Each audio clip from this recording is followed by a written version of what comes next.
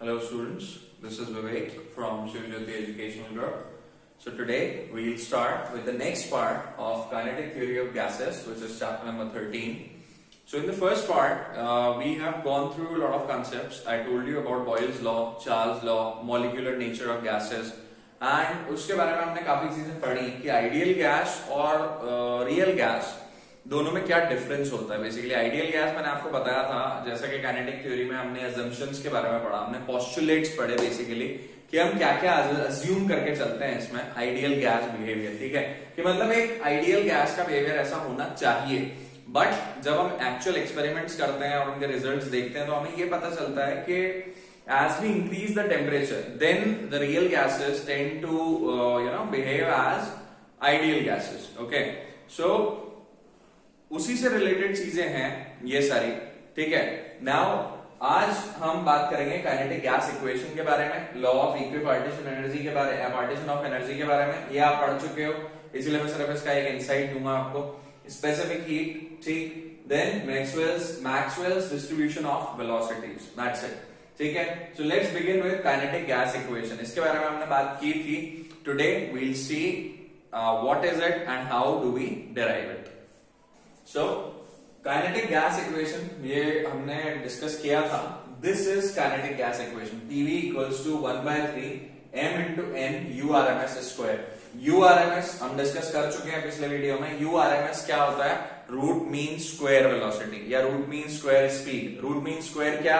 पहले स्क्वायर करो, फिर उसका मीन निकालो, फिर रूट लगा दो। ये डिस्कस कर चुके हैं हम प्रीवियस वीडियो में। ओके, तो URMS से पहले अब इसका एक यहाँ पे हम एक जस्ट एक रिप्रेजेंटेशन ले रहे हैं। यहाँ पे we are taking a box, एक क्यूब है, ठीक है, जिसकी लेंथ L है। ओके, और हम ये मान रहे हैं कि ये जो मॉलिक्यूल है जिसका मास स्मॉल m ले लिया है हमने, ये इसमें घूम रहा है ऐसे। ठीक है, तो ये बेसिकली क्या करेगा, ये जब इसके ऊपर इससे टकराएगा तो इसके ऊपर एक फोर्स एक्सर्ट करेगा, इसके ऊपर एक प्रेशर एक्सर्ट करेगा। ठीक है, वो प्रेशर भी निकाल सकते हैं हम इस इक्वेशन से, प्लस ओवरऑल रिलेशन क्या बनता है, ठीक है, हम वो निकाल सकते हैं। अब आपको किताबों में कई जगह पे दिखेगा कि pressure exerted due to a molecule of gas या प्रेशर एक्सर्टेड बाय गैस। ठीक है, तो उसकी शुरुआत कैसे होती है? यहाँ पे हमने मॉलिक्यूलर नेचर के बारे में बात करी है। So we talk about the force exerted by single molecule, then हम देखेंगे कि n मॉलिक्यूल से जब फोर्स एक्सर्ट होता है तो क्या होता है। ठीक है, सो यहाँ पे आपने ये हाइपोथेटिकल केस कंसीडर किया है कि एक बॉक्स है, उसमें एक मॉलिक्यूल की हम बात कर रहे हैं। ये मॉलिक्यूल पूरे बॉक्स में चलेगा, तो यहाँ से हम सिर्फ एक डायरेक्शन में इसका मूवमेंट अभी लेके चल रहे हैं कि यहाँ से अगर यहाँ ट्रेवल कर रहा है और इस सरफेस से टकरा रहा है तो क्या होगा। ठीक है, तो अब यू नो कि x, y, z तीनों डायरेक्शन में ट्रेवल करता है। So basically u equals to you know that ux i cap, uy j cap, uz k cap, ये होती है इसकी वेलोसिटी। ये हम डिस्कस कर चुके हैं ऑलरेडी। और u स्क्वायर इक्वल टू हो जाएगा ux square plus uy square plus uz square. और इसमें एक चीज मैंने आपको बताई थी कि हम एवरेज वैल्यूज में डील करते हैं इन चीजों में। तो average on an average basis अगर मीन वाइज कंसिडर किया जाए तो ये ux, uy और uz तीनों बराबर होते हैं। ठीक है, सो इन तीनों को अगर सेम ले लें, ux ही ले लें, तो यहाँ पे हम लिख सकते हैं u square equal to thrice of ux square. तीनों सेम ही है ऑलमोस्ट। ठीक है, तो हमने ux के बराबर ले लिया तीनों को, तो उससे हमें मिलेगा ux का square equals to 1/3 u square. ठीक, ओके, इसको अभी यहीं पे होल्ड करो। नेक्स्ट वी हैव यहाँ पे आगे, ये जब भी इससे टकराएगा तो काइनेटिक इलास्टिक कोलिजन होंगे। इलास्टिक कोलिजन में मैंने आपको बताया था जिस मोमेंटम से गया उसी से वापस आएगा टकरा के। ठीक है, तो बेसिकली जाते टाइम अगर आप मोमेंटम को नेगेटिव ले लें, इनिशियल मोमेंटम को mux को नेगेटिव ले लें इस डायरेक्शन को, तो आने वाली डायरेक्शन में जो मोशन होगा उसे पॉजिटिव लेंगे। इसी वजह से इनिशियल मोमेंटम हो जाएगा -mux और फाइनल हो जाएगा mux। तो इनका जो चेंज होगा, change in momentum, final minus initial, ये क्या आएगा, mux minus mux which comes out to be twice of mux। Okay, ये हुआ चेंज इन मोमेंटम। क्लियर है? ओके, टाइम टेकन कैसे निकालेंगे? टाइम टेकन का फॉर्मूला होता है डिस्टेंस अपॉन स्पीड। डिस्टेंस कितना ट्रेवल किया, देखो L इधर गया, टकराया, फिर वापस आया, यानी कि L एक बार कवर किया, फिर वापस आके L कवर किया, तो टोटल डिस्टेंस कितना कवर किया, L प्लस L यानी कि 2L। ठीक है, तो L plus L upon ux, तो ये क्या हो गया 2L अपॉन ux। तो ये हो गया टाइम टेकन। टाइम कितना लिया इसने, distance upon speed which is 2L upon ux। ठीक, तो हमने क्या क्या निकाल लिया यहाँ पे, एक तो चेंज इन मोमेंटम निकाल लिया, ठीक, दूसरा टाइम निकाल लिया। ओके, अब rate of change of momentum आपको मालूम है क्या होता है, फोर्स, ठीक है। बट एक चीज हमेशा ध्यान रखना, we are talking about only one molecule हो गया, तो यहाँ पे जो भी हम निकालेंगे फोर्स वो एक मॉलिक्यूल की वजह से आएगा। ओके, देखो फोर्स क्या होता है, rate of change of momentum that is del P by T. Okay, तो यहाँ पे इसमें से वैल्यूज उठा के इसकी और इसकी वैल्यू उठा के रेसिप्रोकेट करवा दो, यहाँ पे डिवाइड करवा दो, तो finally what you will be getting after solving out this is, ये यूएक्स ऊपर चला जाएगा तो स्क्वायर हो जाएगा, 2 2 कट जाएगा, बचेगा क्या, m by l ux का square. Okay, so m by l ux क्या है, 1/3 u स्क्वायर, इसको उठा के यहाँ पे पुट करो, तो ये कितना आएगा, m by l 1/3 u square. But ध्यान रखना, this is the force exerted by one molecule, ठीक है, बाय वन मॉलिक्यूल। तो एक मॉलिक्यूल की वजह से ये अब इसमें अगर हम बहुत सारे मॉलिक्यूल्स कंसीडर करने वाले हैं तो एक मॉलिक्यूल की वजह से हम इसको U1 लिख लेते हैं, F1 will be equal to m by l 1/3 U1 square. ऐसे F2 क्या हो जाएगा, U2 square, U3 square, U4 square, ऐसे करके n तक चलेगा ये, ठीक है। तो F नेट क्या आएगा, F नेट यही होता है, सारे फोर्सेस जितने भी हैं उनका सम कर दो, ठीक। तो ओवरऑल फोर्स से आगे इक्वेशन कैसे आती है अब वो देखते हैं। यहां तक समझ में आ गया, एक मॉलिक्यूल की वजह से फोर्स कितना एक्सर्ट होगा, इतना, ठीक है। तो उसको हमने u स्क्वायर की जगह पे यहाँ पे लिख लिया U1 स्क्वायर, एंड आगे देखते हैं n वाले में कैसे फर्क पड़ेगा। ओके, सो F नेट हमने देखा, अगर क्या हो जाएगा 1/3 m by l U1 square U2 square, ऐसे करते करते UN स्क्वायर, n मॉलिक्यूल्स की वजह से कितना हो जाएगा, ये इतना हो जाएगा, ठीक है। तो इसमें से 1/3 m by l हम कॉमन ले लेते हैं, ये कॉमन ले लिया तो हमें बचेगा U1 square plus U2 square till UN square, ठीक है। ऊपर नीचे n से मल्टीप्लाई करा देते हैं, n, ठीक। तो हमें क्या मिलेगा, यहाँ पे देखो U1 square plus U2 square till UN square upon n, ये हमने देखा था अभी क्या होता है, RMS वेलोसिटी, यही तो URMS होता है, ठीक है। और यहाँ पे आ जाएगा n, तो इसको हम क्या लिख सकते हैं, 1/3 m by l into n URMS का स्क्वायर, ठीक। ओके, ये हो गया F नेट यानी कि फोर्स, ठीक है। अब प्रेशर एक्सर्टेड कैसे निकालते हैं, प्रेशर एक्सर्टेड क्या होता है, F by A। तो उस पर्टिकुलर एक सरफेस पे, एक ही तो सरफेस था वो, ये सरफेस था जिसके ऊपर वो आके टकरा रहा था मॉलिक्यूल, तो इस सरफेस का एरिया निकालेंगे तो कितना आएगा, l क्यूब था वो, ठीक है। तो l इंटू l स्क्वायर हो जाएगा। तो जब हम P equal to F by A करेंगे तो दिस अपॉन A आएगा, A यहाँ पे आ जाएगा, A कितना है, l स्क्वायर, तो l स्क्वायर आ जाएगा, तो यहाँ पे कितना हो जाएगा, l क्यूब क्या होता है, वॉल्यूम। तो यहाँ पे हमारे पास क्या आ गया, 1/3 mn URMS square upon V, ये होता है pressure exerted by the molecules, ठीक है। अब इस V को अगर उधर ले जाए तो हमारे पास काइनेटिक गैस इक्वेशन आ जाती है, PV equals to 1/3 mn URMS का स्क्वायर, ठीक है। ये चीज ध्यान रखना किस तरह से डेराइव हुई है, डेरिवेशन अच्छे से आना चाहिए आप लोगों को, this is an important one. Okay, so kinetic gas equation तो आपको समझ में आ गया है कि PV equals to 1/3 mn URMS का स्क्वायर है, ठीक है। Let's discuss about kinetic energy. अभी हम कुछ जो हम पढ़ चुके हैं ना, अभी उन्हीं का मैंने आपको थर्मोडायनामिक्स में भी बताया था कि कई चीजें हम आइडियल गैस के बारे में डिटेल में बाद में देखेंगे, ये वही वाला फेज है, ठीक है। अब ध्यान से समझना हम कहां पहुंच रहे हैं, ठीक है। तो हम काइनेटिक एनर्जी की बात करते हैं, एक मॉलिक्यूल की काइनेटिक एनर्जी कितनी हो जाती है, ½ mv स्क्वायर, ठीक है। तो ये ½ m U1 स्क्वायर लिख सकते हैं। ऐसे अगर n मॉलिक्यूल्स की निकाल लिया तो टोटल काइनेटिक एनर्जी कितनी आ जाएगी, ½ m U1 square plus U2 square till UN square, ठीक है। तो फाइनली क्या आएगा, ½ m U1 प्लस U2, ये तो कॉमन आ जाएगा। अब n से मल्टीप्लाई करा दिया ऊपर नीचे, तो ये चीज क्या है भाई, वही URMS का स्क्वायर, पिछले से इसमें जो किया था उससे समझ में आ गया होगा ना, ये URMS का स्क्वायर हो गया, ठीक है। तो वो क्या लिख सकते हैं हम काइनेटिक एनर्जी को, 1/2 mn URMS स्क्वायर, ठीक। यहाँ हमारे पास आया PV equals to 1/3 mn URMS square, या काइनेटिक एनर्जी हो गई 1/2 mn URMS स्क्वायर, दोनों का रेशियो करवा देते हैं। तो दोनों का रेशियो करवाएंगे तो क्या मिलेगा, kinetic energy upon PV, kinetic energy upon PV अगर करवाते हैं तो ये दोनों का जब रेशियो कराओगे तो आपको क्या मिलेगा, 3/2, ये 3 ऊपर चला जाएगा, 2 नीचे आ जाएगा, ये दोनों तो कट जाएंगे पूरे के पूरे, ठीक है। तो PV को उधर ले जाओ तो हमारे को क्या मिला, kinetic energy equals to 3/2 PV। और एक मोल गैस के लिए, एक मोल आइडियल गैस के लिए हमें मालूम है PV इक्वल्स टू क्या होता है, RT। तो बस ये उठा के यहाँ पे सब्स्टिट्यूट कर दिया, तो हमें क्या मिला, kinetic energy equal to 3/2 RT। लेकिन कितने के लिए, एक मोल के लिए, ये एक मोल है 3/2 RT, ये समझ के चलना, 3/2 RT एक मोल के लिए है, 1 मोल। तो n मोल के लिए निकालनी होगी तो क्या करेंगे, वही 3/2 nRT, ठीक है। अब समझो, एक मोल के लिए 3/2 RT है। तो एक मोल के लिए 3/2 RT है। एक मोल के लिए 3/2 RT मतलब एक मोल में कितने मॉलिक्यूल होता है? 6.023 into 10⁻23, जिसे हम एवोगैड्रो नंबर भी बोलते हैं। Na से रिप्रेजेंट करते हैं इसको। कई बुक्स में अलग अलग है, कैपिटल N ले लो, कैपिटल Na ले लो। तो 1 मोल मतलब 6.023 into 10⁻23 मॉलिक्यूल्स की काइनेटिक एनर्जी है ये। ठीक है, इसके हिसाब से भाई 3/2 RT आ गया। इसके हिसाब से काइनेटिक एनर्जी ऑफ एक मोल 3/2 RT। तो एक मोल मतलब 6.023 into 10⁻23 मॉलिक्यूल्स की काइनेटिक एनर्जी। तो अगर एक मॉलिक्यूल की निकालनी हो तो उस 6.023 से डिवाइड कर देंगे ना भाई। Na मॉलिक्यूल्स की काइनेटिक एनर्जी है 3/2 RT। तो अगर एक मॉलिक्यूल की निकालनी है तो क्या होगा? इससे डिवाइड करोगे तो क्या आ जाएगा? 3/2 R/NaT, यही आएगा।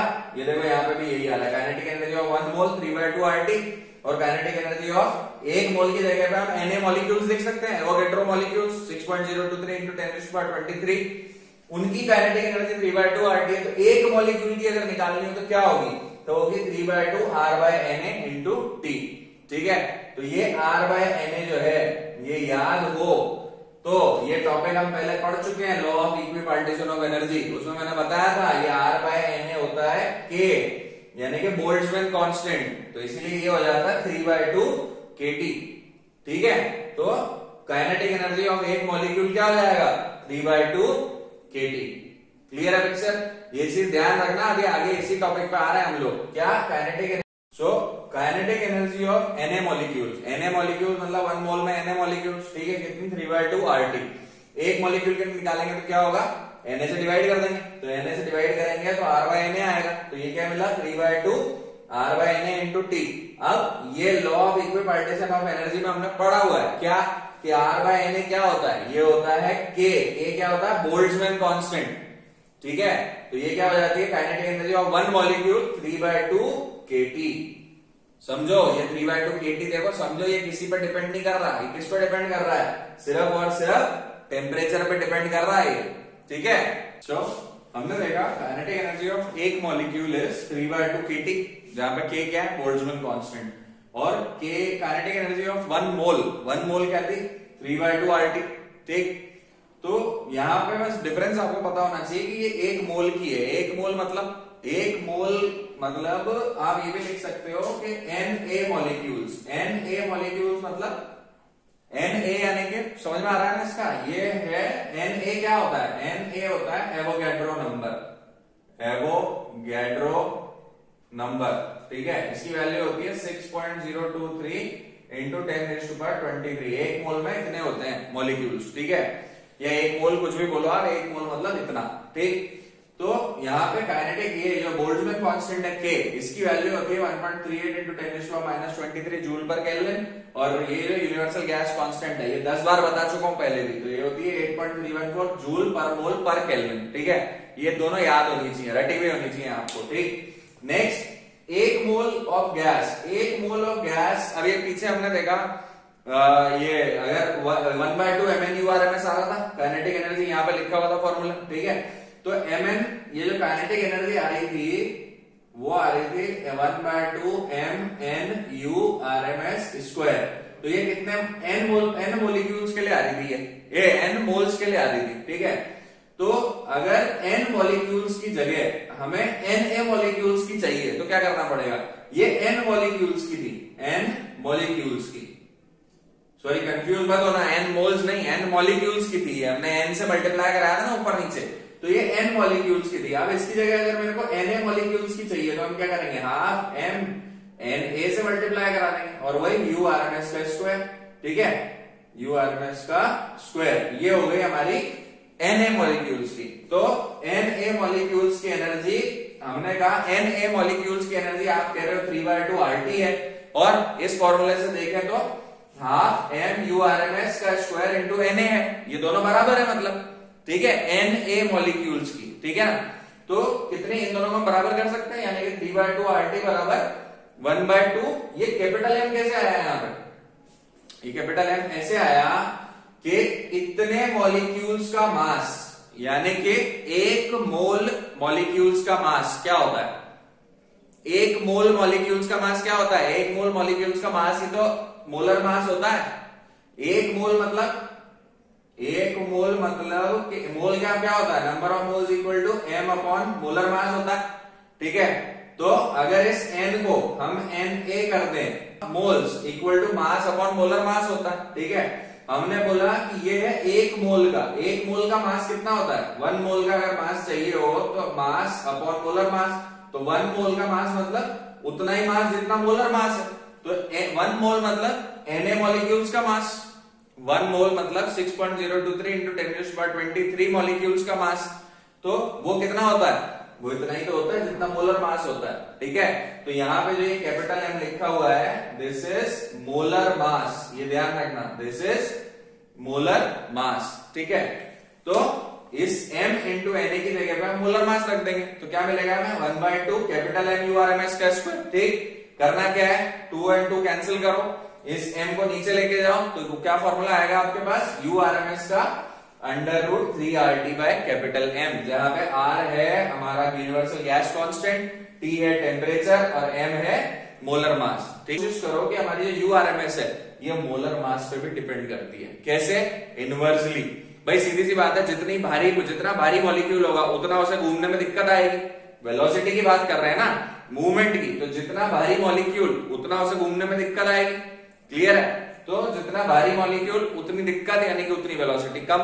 ठीक, ऐसे रिलेट करोगे चीजों को तो हर चीज में it would be very easy for you to understand the concepts and work on them. Okay, next, एक मोल के लिए पीवी इक्वल्स टू आरटी होता है। आरटी की जगह हमने रखा पीवी बाय एम। अब इस वी को हम नीचे ले जा सकते हैं, एम बाय वी कर सकते हैं। What is M by V? Density. तो बस यहाँ पे एक और फॉर्मूला आता है यूआरएमएस का, विच इज √3p बाय रो। अभी ये सारे फॉर्मूले हमें अलग अलग तरीके कैलकुलेशंस करने में हेल्प करेंगे। ठीक है, तो ये चीजें आपकी क्लियर होनी चाहिए सारी की सारी, कि क्या क्या एनर्जीज होती हैं, कैसे हम इनको यूज करते हैं। ओके, सो अभी तक हमने जो भी देखा उसमें नाउ जिन्होंने law of equipartition of energy पढ़ा हुआ है उनको एक एक चीज क्लियर हो गई होगी। हमने इक्विपार्टीशन ऑफ एनर्जी में सिर्फ इतना पढ़ा था कि एक पर्टिकुलर मॉलिक्यूल के पास जितनी भी फ्री डायरेक्शंस होती हैं घूमने की, उस हर डायरेक्शन में उसकी जो एनर्जी होती है that is individually equal to 3/2 kT। ये पढ़ा था हमने law of equipartition of energy में। इक्विपार्टीशन मतलब क्या था? हर डायरेक्शन में इक्वली पार्टीशनड है। ये तो इजीली हमने पढ़ा था कि हर डायरेक्शन में जो उसकी ओवरऑल स्पीड होती है वो हमने जब कैलकुलेट करी थी, it is equal to let's say 1/2 kT। तो 3 डायरेक्शन में जिसके पास स्पीड है, जैसे एक मोनोएटॉमिक गैस का मॉलिक्यूल ले लेते हैं तो उसके पास 3 डायरेक्शन में स्पीड है, ux, uy और uz। ठीक है, uz।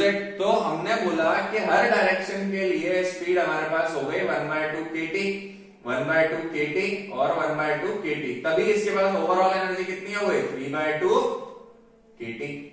ठीक है, क्योंकि 3 डायरेक्शंस की एनर्जी है इसके पास। ठीक है, तो law of equipartition of energy में हम ये चीजें देख चुके हैं कि एनर्जी हर डायरेक्शन, जितनी भी फ्री डायरेक्शंस हैं एक मॉलिक्यूल के पास घूमने के लिए, मूव करने के लिए, उस हर एक इंडिविजुअल डायरेक्शन में जो एक पार्टीशनड एनर्जी है दैट इज इक्वल। ओके, ये हमने उसमें पढ़ा था। नाउ स्पेसिफिक हीट के बारे में बात करें तो इसमें सीवी और सीपी और सीवी कैसे मैनिपुलेट होता है ये मैं आपको बताऊंगा, लेकिन उससे पहले let's go through this Maxwell's distribution of velocities. ठीक है, मैक्सवेल ने क्या किया, मोस्टली काइनेटिक थ्योरी में मैक्सवेल और हमारे जो ये थे बोल्ट्जमैन, इन्हीं का हाथ था। तो इन्होंने क्या किया, इन्होंने सिर्फ एक ग्राफ दे दिया हमारे को। किसके बीच का ग्राफ है ये?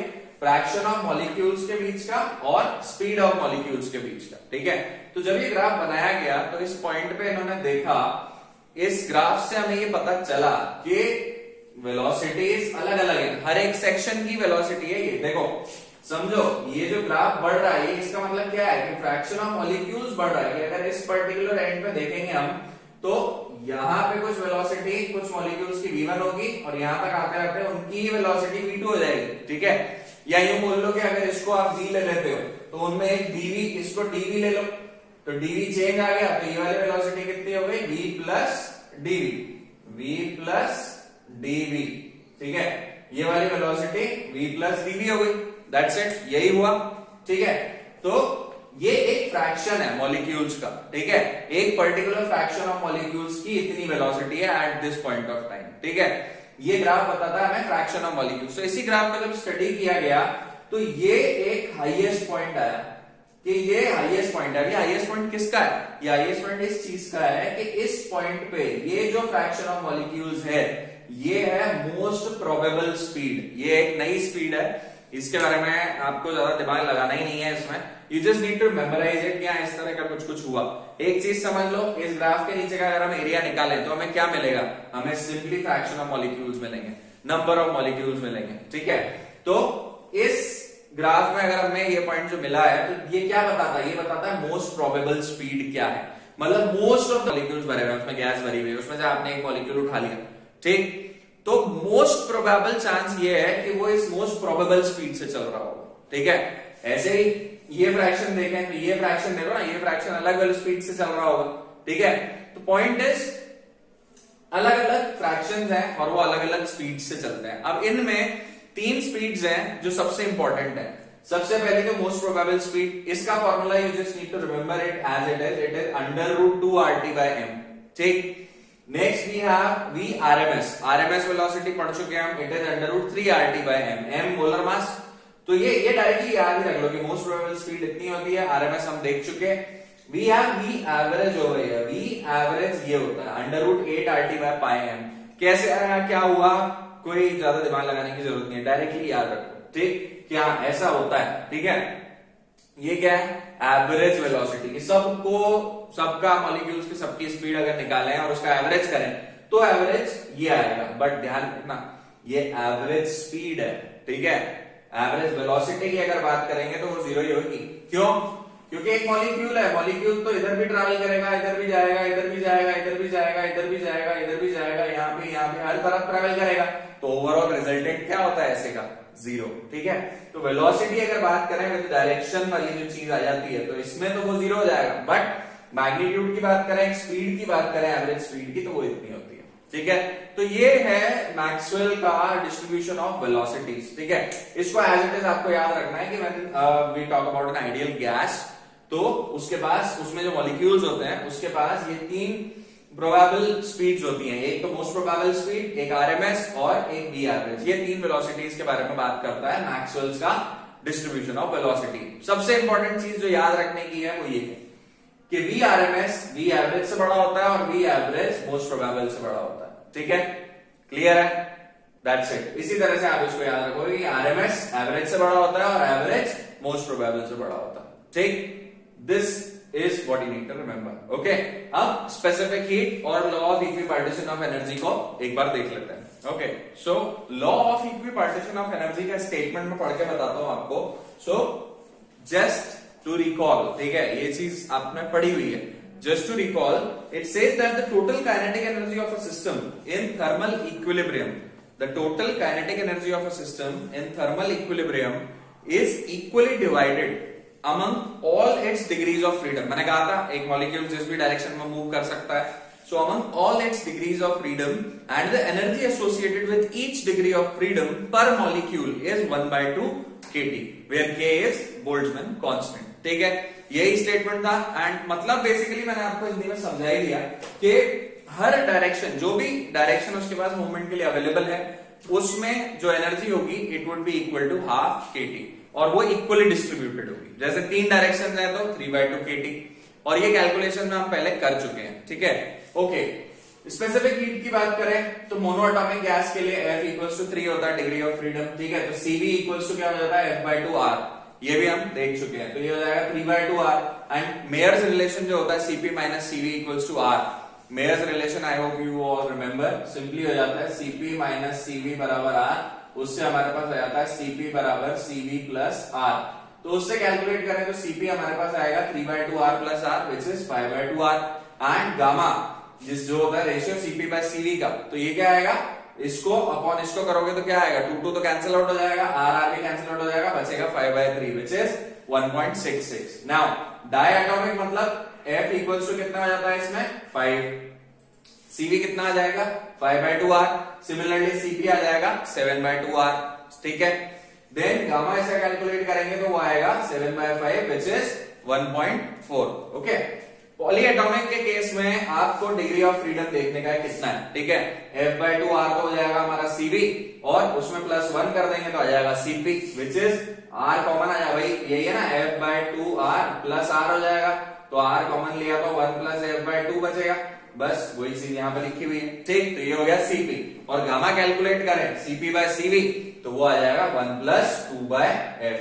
इसको सॉल्व करके देखो ना, ये आ जाएगा R और 1 + F/2 अपॉन F/2, तो क्या हो जाएगा R, ये F/2 R, सॉरी ये R कैंसिल आउट हो जाएगा और इसका एलसीएम लेके जब इसको ऊपर ले जाओगे आप तो 1 + 2/F आ जाएगा. ठीक, सो पॉइंट इज ये फॉर्मूले हैं जिससे आप स्पेसिफिक हीट्स कैलकुलेट कर सकते हो at constant volume constant pressure. ठीक, इससे ज्यादा इसमें डिटेल नहीं होगा. So this was all about kinetic gas equation, law of equipartition of energy, specific heats and most important Maxwell's distribution of velocities. सारी वेलोसिटीज आपको याद होनी चाहिए. मेन थिंग इज कि आपको कंसेप्ट समझ में आना चाहिए कि मोस्ट प्रोबेबल का कंसेप्ट क्या होता है. That's the only thing related to it. Okay, then go through this video and then attempt the questions and the numericals. Okay, great, thank you.